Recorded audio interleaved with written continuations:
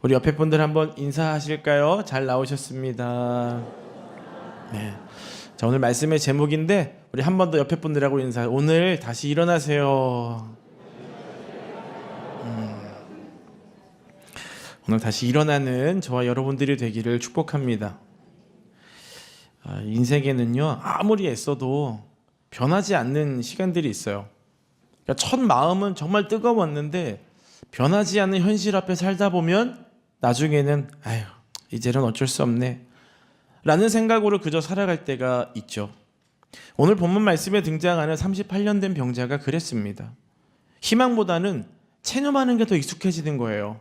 포기하는 게 더 익숙해지는 거죠. 더 나은 삶을 살기보다는 그냥 이 정도만 돼도 되겠다, 그런 마음으로 살아가던 인생이었습니다. 오늘 말씀에 등장하는 이 38년 된 병자처럼 여러분들도 그냥 지금 정도만 이라는 생각으로 살아가고 있는 분들이 있습니까? 주님의 말씀을 붙잡고 다시 삶을 살아내고 일어나시기를 축복합니다. 자, 첫 번째, 예수님은요, 우리가 포기한 그 자리에 찾아오세요. 예수님이 한동안 갈릴리에서 사역을 하시다가 예루살렘으로 오십니다. 예루살렘에 오셔서 헤롯이 지은 대성전 근처에 있던 베데스다 연못이라고 하는 곳에 가게 돼요. 근데 그 당시 사람들, 특히 당국자들과 바리새인들은요, 절대로 거길 가지 않았어요. 거기에 간다 그러면 왜 거기를 가? 거기 가면 안 돼. 오히려 책망을 했죠. 왜 그랬을까요? 그곳에는 수많은 병자들이 누워 있었습니다. 맹인, 다리 젖은 사람, 혈기 마른 사람, 자신의 힘으로는 어찌 보면 단 한순간도 살아낼 수 없는 늘 실패와 좌절을 경험하는 사람들이 모여 있었어요. 오늘날 같으면 밥 퍼주는 봉사도 해줄 수 있고 다른 것도 해줄 수 있잖아요. 저도 어릴 때 기억이 나요. 가서 이렇게 같이 봉사도 해주고 청소도 해주고 이런 기억이 있거든요. 그들을 바라보면서 참 긍휼한 마음, 또 하나님께서 은혜 베풀어 주시기를 바라는 마음으로 봉사했던 기억이 있습니다. 근데 이들에게는 그런 눈빛이 없었어요. 왜 그랬냐면 당시의 병, 어떤 장애, 피부병, 유출병, 이러한 것들은요, 단순히 의학적인 문제가 아니라 정결하지 못함, 부정함에 대한 이유가 있었어요. 이 사람들은 병이 생겼어? 아픔이 있어? 그러면 힘들겠다, 이게 아니라 죄를 지었기 때문에 저런 거야. 조상들이 뭔 죄를 지었지? 그러니까 이들을 바라볼 때마다 죄인을 바라보는 눈빛으로 바라본 거예요. 그러니까 이 연못가에 살아가고 있는 사람들이 얼마나 비참하고 어려웠겠습니까? 굉장히 힘든 인생을 살아가고 있어요. 이들은요, 성전에도 들어가지 못했고 공동체에서 들어가지도 못했어요. 다 빠져나와 사는 거예요. 근데 자신들끼리 모여 있으니까 그 안에서 공동체를 이루어 살아가고 있었습니다. 서로 도와주고 서로 위로해주고 서로 함께했던 시간들이었죠. 그런데 겉으로는 서로를 도와주고 있었지만 그들의 내면에는 다른 마음이 있었어요. 그게 뭐였냐면 저 연못가에 물이 한번 탁 움직일 때는 내가 제일 먼저 들어간다. 그때는 나와 함께 해줬던 사람, 내가 도와줬던 사람, 나를 도와줬던 사람 다 필요 없어요. 내가 먼저 들어가야 되는 거예요. 늘 그 내 마음속에는 경쟁 심리가 있었고 언젠가는 저 사람을 제쳐야 된다라고 하는 마음을 갖고 살았던 것이죠. 그것의 이름은 베데스다였습니다. 2절 말씀 읽어볼까요? 예루살렘에 있는 양문 곁에 히브리 말로 베데스다라 하는 못이 있는데 거기 행가 5이 있고, 아멘. 베데스다라고 하는 말은요, 은혜의 집이라는 말이에요. 그런데 전혀 이곳이 은혜도 없고요, 하나님도 없고요, 성경적이지도 않아요. 히브리 종교와 헬라의 미신이 이상하게 섞여 있어가지고 하나님의 천사가 내려와서 물을 한번 탁 움직일 때 제일 먼저 들어가는 사람은 어떠한 병이든 다 낫는다라고 하는 이야기였습니다. 하나님 나라 법칙이 없죠. 서로 경쟁하고, 아니 은혜를 받는데 누가 먼저 들어가느냐에 따라 은혜 받는 거 말이 됩니까? 이단이 그러잖아요. 몇 명 안에 들어오면 구원받는다. 여러분, 하나님이 그렇게 째째한 분 아니에요. 예수를 믿는 자, 하나님의 아들이 되고 딸이 되는 모든 일을 구원하실 수 있는 분이 우리 하나님이십니다. 그런데 그 자리에 그 어떤 누구보다 더 큰 오래된 병자가 한 명 있어요. 38년 된 분이었어요. 단순한 시간이 아닙니다. 희망을 완전히 잃어버린 시간이었어요. 내가 더 나아질 거야 라고 하는 기대조차 할 수 없는 시간, 38년이라고 하는 시간이었습니다. 자, 그때 놀라운 장면이 등장하는데 6절을 읽어볼까요? 예수께서 그 누운 것을 보시고 병이 벌써 오래된 줄 아시고 이르시되 네가 낫고자 하느냐. 아멘. 이 38년 된 병자가 먼저 예수님을 보고 예수님을 알아보고 나를 좀 도와주세요 한 게 아니에요. 예수님이 오셔가지고 제일 먼저 본 사람이 이 38년 된 병자죠. 다른 수많은 아픔을 갖고 있는 사람들이 있었는데 이 사람이 가장 큰 아픔 가운데 있다는 걸 아시고 계셨던 거예요. 예수님이 그를 쳐다보면서 무슨 병이지? 언제부터 아팠지? 누가 이 사람을 도와주고 있고 이 사람은 어떤 일을 도와주고 있지? 스캔하지 않았어요. 예수님은 그 분을 볼 때에 긍휼함을 가지고 봤습니다. 무엇을 봤을까요? 육신의 연약함이요? 맞아요. 내면의 절망감이요? 맞아요. 그들의 생각 속에 있었던 부정함? 맞습니다. 예수님은 그 38년 된 병자를 보면 그의 전체 모든 걸 다 보시면서 너가 고통 가운데 있구나. 이걸 이해하신 거예요. 여러분, 이 사람은 자신의 삶을 포기했을 겁니다. 내가 더 노력해도 좋아지지 않아. 내가 어떠함을 해도 이루어지지 않아. 자기를 포기했을 거예요. 그런데 주님이 이 38년 된 병자를 바라보면서 어떤 마음으로 봤을까요? 나는 너를 포기하지 않아. 너는 너를 포기했어도 나는 너를 포기하지 않았어. 우리 주변의 사람들은 네가 뭘 할 수 있어? 네가 그거 할 수 있을 것 같아? 지금까지도 안 되는데 네가 뭘 하겠어? 라며 바라볼 수 있습니다. 그런 생각들 때문에 나 스스로도 그렇게 여길 수 있어요. 내가 뭘 할 수 있을까? 나는 힘들어. 그런데 우리 주님께서는 저와 여러분들을 바라보실 때 포기하지 않으시는 거예요. 우리를 포기하지 않고 찾아오시는 그 주님의 눈빛을 발견하는 저와 여러분들이 되기를 축복합니다. 자, 두 번째는요. 예수님은 우리의 체념을 드러내셔요. 자, 우리 6절 말씀을 한 번만 더 읽어보겠습니다. 예수께서 그 누운 것을 보시고 병이 벌써 오래된 줄 아시고 이르시되 네가 낫고자 하느냐. 아멘. 38년이면은요 1세기 로마 시대 때 평균 남성 나이보다 많았어요. 그러니까 그 당시 살았던 사람들은 38살을 살지 못하고 죽은 사람들이 태반입니다. 그러니까 여기서 말하는 38년이라고 하는 시간이 무엇이냐면 그 사람 인생의 전부 동안 고통 가운데 있었다는 거예요. 그런 사람에게 예수님이 너 낫고자 하느냐? 이 질문이 이해가 되지 않죠. 아픈 분에게 낫고 싶으세요? 당연하죠. 근데 예수님이 이 질문을 하신 이유가 뭘까요? 많은 걸 포기하고 있었기 때문이에요. 여기서 낫다라는 말은 단순히 병이 없어지는 게 아니라 온전해지다예요. 건강만 온전해지는 게 아니라 생각도 마음도 이 삶 전체가 다 온전해지는 걸 말씀하고 있는 것입니다. 그래서 예수님께서는 너 낫고자 하느냐라고 질문하신 게 너 몸 낫고 싶어 이게 아니라 너 전체 너의 삶의 모든 게 다 온전해지고 나아지고 싶어라고 질문하시는 거예요. 우리는 문제 해결을 원합니다. 이 문제가 해결되길 원하고 저 문제가 해결되기를 원해요. 그런데 삶의 방향이 바뀌는 회복은 두려워할 때가 있어요. 응답받는 건 좋은데 방향을 이쪽으로 트는 거는 글쎄요. 굳이 그렇게까지? 라는 생각을 가질 때가 있다라는 것입니다.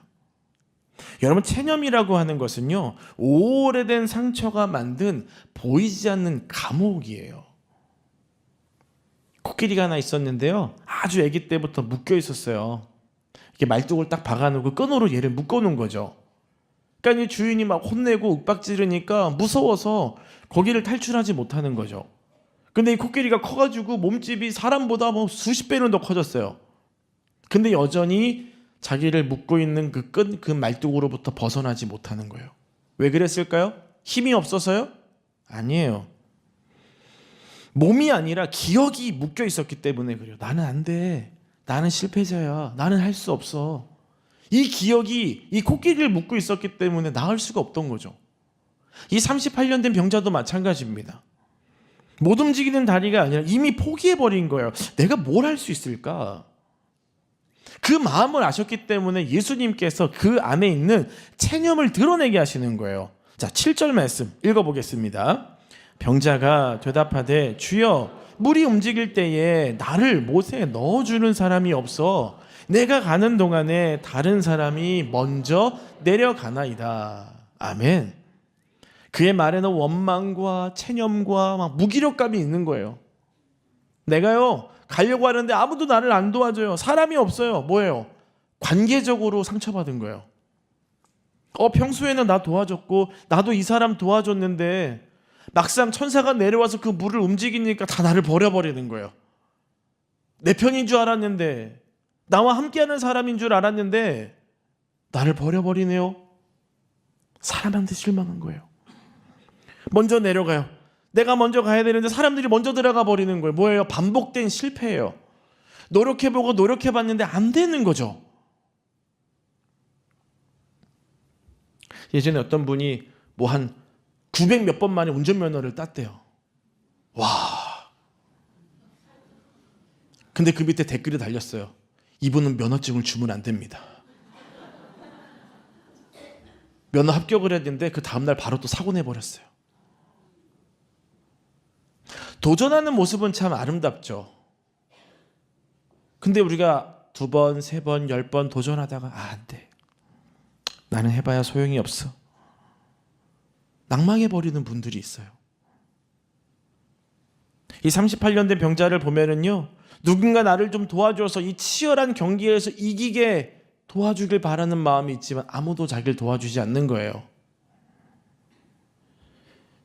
베데스다라고 하는 연못에 있습니다. 이름은 은혜의 집이에요. 물을 붓다라는 뜻도 있습니다. 은혜가 부어지는 집이에요. 근데 어떻게 하고 있어요? 은혜를 갈망하고 있지를 않아요. 교회를 다니고 신앙생활을 하고 살아계신 하나님을 믿으면서 저와 여러분도 은혜를 기대하지를 않아요. 그냥 뭐 신앙생활 다 이렇게 하는 거지. 나아지겠어? 희망을 잃어버린 거예요. 오랜 고통은 몸보다 마음을 무너뜨립니다. 그래서 예수님께서는 기적을 행하시기 이전에 그 안에 있던 체념을 드러내신 거예요. 너가 뭐에 실망했니? 뭐에 절망했니? 뭐가 너의 삶을 힘들게 만들고 있니? 저와 여러분도 마찬가지예요. 저와 인생의 여러분 속에 있는 그 실패와 좌절을 먼저 드러내기를 원하시는 거죠. 왜냐하면 포기를 붙잡고는 일어날 수가 없기 때문입니다. 자, 마지막 3번째예요. 예수님은 말씀으로 우리를 다시 일으켜 세워주십니다. 할렐루야. 예수님이 38년 된 병자의 이야기를 들으면서 너 참 믿음에 문제가 있구나. 야, 이 은혜의 집에 있으면서 너는 은혜에 대해서 몰라? 너 믿음이 잘못된 거 아니야? 그러면서 예수님이 자, 앉아봐. 은혜에 대해서 설명을 하기 시작하시고 믿음에 대해서 강론을 하기 시작하신다? 그게 들릴까요? 예수님이 그렇게 하질 않으세요. 어떤 설명도 하지 않고 설교도 하지 않고 강의도 하지 않으십니다. 희망을 이루는 사람에게 필요한 거는 여러분 지식이 아니라 긍휼이에요. 우리 그럴 때 있잖아요. 어떤 어려움이 있어요. 그럼 우리 또 그래요. 기도 안 해서 그래. 말씀을 봐봐. 이길 수 있어. 그런 말 듣자고 말한 게 아니라니까요. 힘들었겠구나. 정말 그것 때문에 얼마나 많은 노력을 했어. 진짜 힘들었겠다. 주님이 당신과 함께하고 있어요. 내가 당신을 위해 기도할게요. 이걸 원하는 거죠. 예수님께서는 그에게 그 어떤 것도 얘기하지 않으시고 딱 필요한 걸 얘기하세요. 8절 말씀이에요. 읽어볼까요? 예수께서 이르시되 일어나 내 자리를 들고 걸어가라 하시니. 아멘. 일어나라. 이 말은 단순히 몸을 이렇게 세우는 게 아니에요. 무력의 상태에서 일어나라는 거죠. 걸어가라고 말씀하시는데 그냥 한번 이렇게 걸어봐가 아니에요. 새로운 삶을 향해 걸어가라는 것이죠. 무너져 있었던 절망의 상태, 죽음의 상태에 있던 그 사람에게 일어나라, 부활하라는 거예요.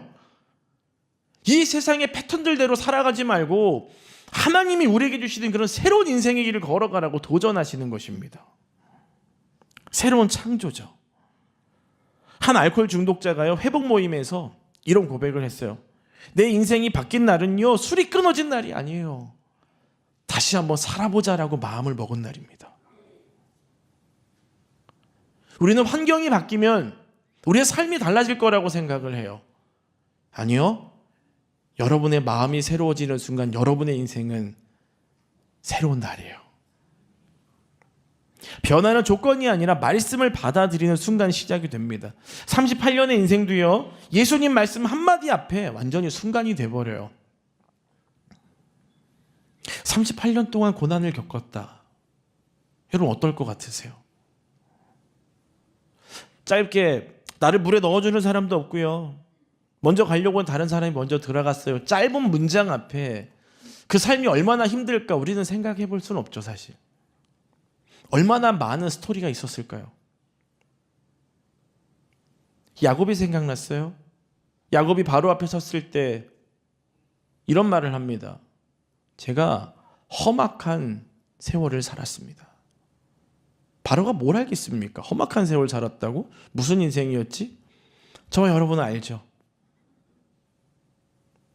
형과의 어떤 어려움들, 외삼촌 라반의 속임수, 딸이 강간당하고 아들들은 살인자가 되고, 요셉은, 자기가 제일 사랑하는 요셉은 죽었잖아요. 그렇게 알고 있는 거잖아요. 나중에 다시 그가 죽지 않고 살았다는 걸 알았지만 그 인생이 얼마나 파란만장합니까? 근데 그가 바로 앞에 서서 그런 말 하는 거예요. 제가 험악한 인생을 살았습니다. 그 짧은 한마디 앞에 그 인생에 수많은 아픔과 고난과 어려움들이 있다는 걸 저와 여러분들은 알잖아요. 이 사람은 어떨까요? 38년 동안 고난이 있었어요. 어려움이 있었어요. 근데 예수님 말씀 한마디에 지난 과거가 다 사라지는 거예요. 여러분, 이 믿음을 가지시기를 바랍니다. 여러분이 어떤 인생을 살았고 어떤 어려움이 있었고 어떤 고난과 아픔 속에 절망 가운데 있다 할지라도 예수 그리스도 말씀 한마디 앞에서는 그 어떤 것도 다 무너지는 줄 믿으시길 바라요. 새롭게 되는 줄 믿으시길 바랍니다. 그래서 저와 여러분들이 그런 은혜를 경험해야 되고, 다른 분들을 바라볼 때에도 어떤 지식을 가르치고 하는 게 아니라 하나님 앞에 세우는 거예요. 말씀 앞에 서게 하는 것이죠. 사실 이 병자의 상태를 고려하면 완전 불가능한 거죠. 38년 동안 걸어본 적이 없어요. 그런데 예수님이 걸으라고 하십니다. 기적은 환경이 바뀔 때가 아니라 말씀을 믿고 살아갈 때 일어나는 거예요. 이 믿음이 여러분의 믿음이 되기를 축복합니다. 9절 말씀 읽어봅니다. 그 사람이 곧 나아서 자리를 들고 걸어가니라. 이 날은 안식일이니. 아멘. 38년의 모든 순간이 단번에 끝나버렸어요. 할렐루야. 여러분, 이 기적과 은혜가 여러분 삶에 임하기를 축복합니다. 곧 나아서, 즉시라는 말이죠. 우리가 아무리 많은 것들을 꽁꽁 쟁여놨더라도 예수님 말씀 한마디면 다 사라지는 거예요. 하나님의 역사는 우리가 예상한 시간표가 아니라 하나님께서 일하시는 순간 기적이 되는 것입니다. 예수님의 말씀은 우리의 과거보다 강합니다. 예수님의 말씀은 우리의 한계보다 큽니다. 예수님의 말씀은 우리의 절망보다 깊습니다. 그러니 말씀을 붙잡으시고 말씀을 읽으시고 말씀을 들으시길 바라요. 그 말씀이 여러분 삶의 능력이 되게 하시기를 주님의 이름으로 축복합니다. 진짜 가슴 아픈 것은 이렇게 은혜를 경험했잖아요. 은혜를 경험하고 집으로 돌아가는데 이 9절 말씀 끝에 참 안타까운 말이 있어요. 이 날은 안식일이래요. 왜 제가 이 말씀을 드릴까요? 율법주의자들이 볼 때 그가 지금 자리를 들고 일어나는 건 일이에요. 은혜를 보는 것이 아니라 그저 자기들만이 갖고 있던 생각으로 평가하고 따지기 시작합니다. 우리가 아무리 큰 은혜를 받아도 우리가 은혜 받은 걸 가지고 따지는 사람들이 있어요. 어떻게 해야 될까요? 신경 쓰지 마세요. 믿음으로 가시길 바랍니다. 주님이 보여주신 길이고 주님이 경험하게 하신 길이니 믿음으로 그 길을 걸어가시기를 주님의 이름으로 축복합니다. 자, 말씀을 맺겠습니다. 저와 여러분의 인생에도 이 베데스다와 같은 자리에 있는 분들이 있을 거예요. 오랫동안 해결되지 않은 문제들, 믿었던 사람인데 막 배신당하고요, 나 버려두고 자기 먼저 들어가는 거죠. 반복된 실패. 그러다 보니까 이제는 기대가 안 돼요. 그러니 기도도 하지 않습니다. 이런 상황 가운데 있는 분들이 있습니까? 주님께서는 우리가 여전히 실패한 그 자리로 찾아오십니다. 그리고 우리의 체념을 멈추게 하시는 거죠. 그리고 말씀으로 다시 일으켜 세워주시는 거예요. 주님이 오늘 저와 여러분들에게 묻습니다. 네가 낫고자 하느냐? 단순히 우리의 문제만 해결되는 것이 아니라 우리의 삶 전체가 새로워지기를 원하느냐는 거예요. 이 말씀 앞에 서서 저와 여러분의 인생이 새롭게 되기를 축복합니다. 이렇게 찬양하고 기도하겠습니다. 주 품에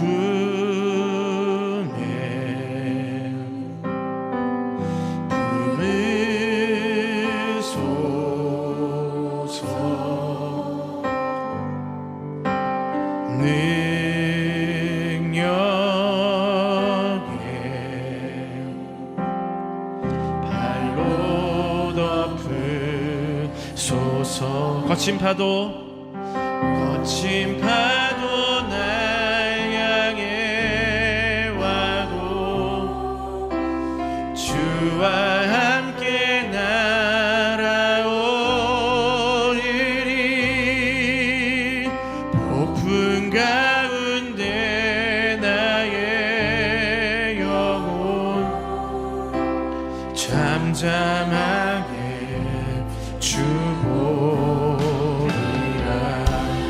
주님 안에 거하리. 주님 안에 나 거하리.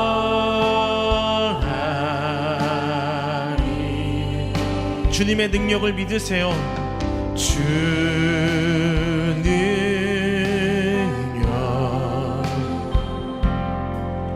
나 잠잠히 거친 파도 날 향해 와도 주와 함께 날아오리리. 폭풍 가운데 나의 영혼 잠잠하게 주보.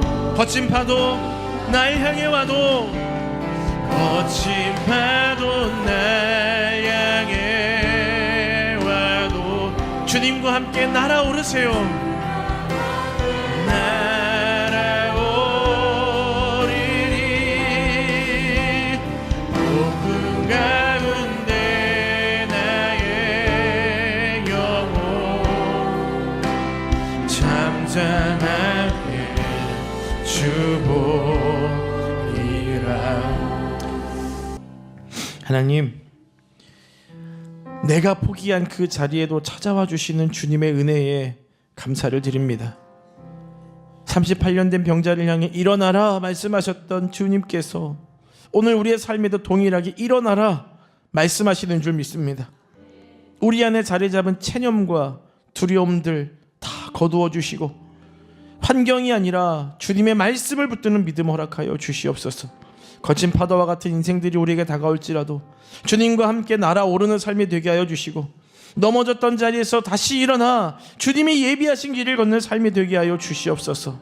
예수님 이름으로 기도드립니다. 아멘.